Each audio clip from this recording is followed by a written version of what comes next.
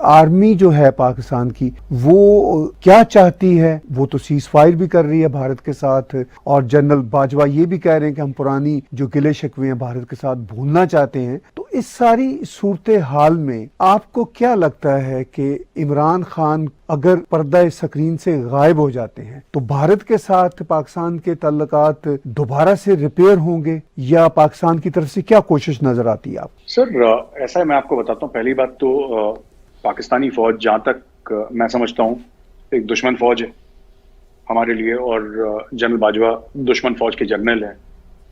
लेकिन मैं पिछले 2 साल से जनरल बाजवा को देख रहा हूँ, उनके स्टेटमेंट्स पढ़ रहा हूँ, और दुश्मन फौज के जनरल होने के बावजूद दिल में, जिसको अंग्रेजी में कहते हैं ना, grudging respect, he is far far far more statesman like than Imran Khan. वो जनरल बाजवा मैच्योर है बंदा। जनरल बाजवा नापतोल की बात करते हैं, जनरल बाजवा जियो इकोनॉमिक्स की बात करते हैं, जनरल बाजवा ने कोई ऐसे बॉम्बास्टिक स्टेटमेंट्स नहीं दिए। और कोई भी, देखिए, मैं हर समय ना ये कहता था ना कि मैं और दुश्मनी अपनी जगह जो हमारी पाकिस्तानी फौज के साथ है, दुश्मनी अपनी जगह, लेकिन ताहिर साहब मैं हर समय सोचता था कि यार पाकिस्तान के जनरल ना बहुत जुल्म करते हैं, ये पॉलिटिशियंस को निकाल के चढ़ दौड़ते हैं और मार्शल लॉ लगा देते हैं। अब मुझे समझ में आ रहा है पिछले 2 साल से, 2.5 साल से, 3 साल से, कि पाकिस्तान के जनरल्स ऐसा करते क्यों। उन बेचारों की भी मजबूरी है। जब इमरान खान जैसे नमूने फंस जाते हैं ना, फिर आपको डर लगने।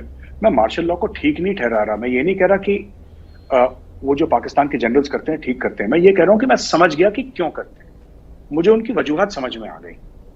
Right, it will be, look at general Bajwa, ठीक है। और मैं फिर कह रहा हूं कि डेमोक्रेसी ही रहे पाकिस्तान में, मार्शल लॉ न लगे।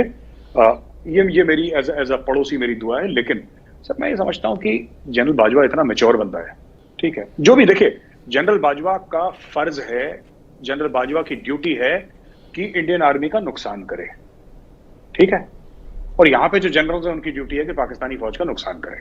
Let's be very honest about that. इसमें हम बिना लाग लपेट के बात करें तो अच्छा रहेगा। लेकिन इमरान खान अपने चीफ की बात तो सुने। चीफ ने क्या बोला कि थोड़ा सा ना इज्जत के दायरे में खान साहब आप बात करें, और मौलाना फजल रहमान को आप ओपनली डीजल डीजल ना बोले, अच्छा नहीं लगता। Let's it's not good.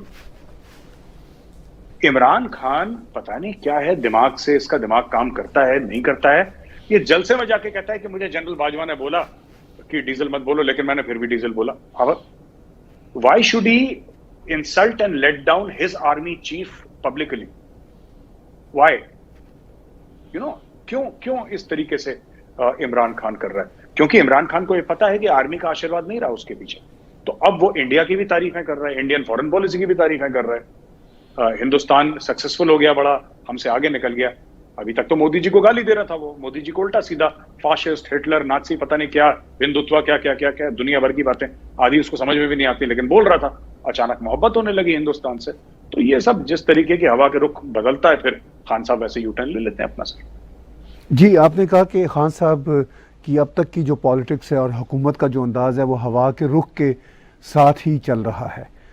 तो आखिर में 2-1 बातें मैं साहब ये जानना चाहूँगा कि भारत को पाकिस्तान की ये जो पॉलिटिकल अबतरी है या जो उथल पुथल है, इससे कितना कंसर्न है?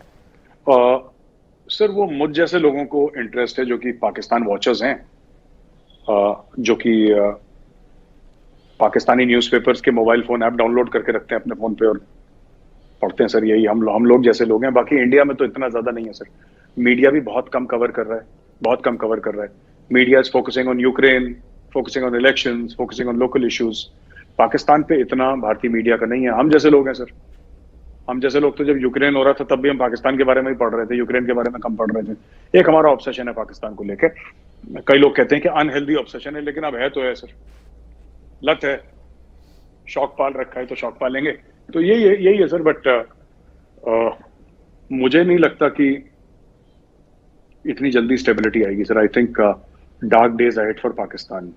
अगर शहबाज शरीफ बन भी जाते हैं तो जो पिछले सवाल का आपका जवाब दे दूं कि क्या हिंदुस्तान के साथ बेहतरी आएगी सर, अब there is no appetite for normalisation of relations with Pakistan sir, India में। फॉरेन ऑफिस में। हाँ, कोई आए, he makes the right noises, तो लड़ना तो हम भी नहीं चाह रहे सर।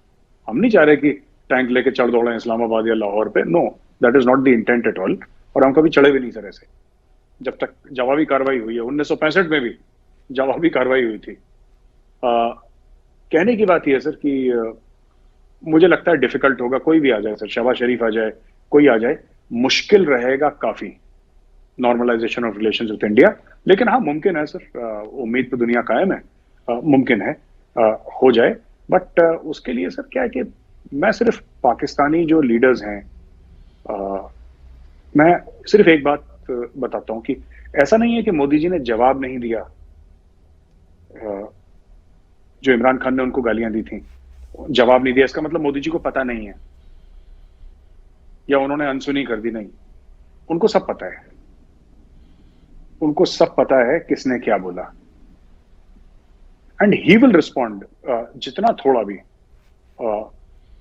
जो नरेंद्र मोदी जी हमारे माननीय प्रधानमंत्री जी भारत के, he will respond at the time and place of his choosing. जैसे फौज में हम लोग कहते हैं ना, at the time and place of his choosing he will respond whenever he wishes to respond. He is not going to respond now sir. और यही चीज है सर कि अगर शहबाज शरीफ आए, कोशिश करे, हो सकता है कुछ हो सकता है कुछ हो। बट अंडर इमरान खान से इट्स एक्सट्रीमली जो। और इमरान खान बार बार ये कहता रहता है ना सर, आपने देखा होगा कि अगर ये वही चीज है, वो जैसे चिट्ठी लहराना और बोलना मुझे धमकी आई है, एब्सोल्युटली नॉट।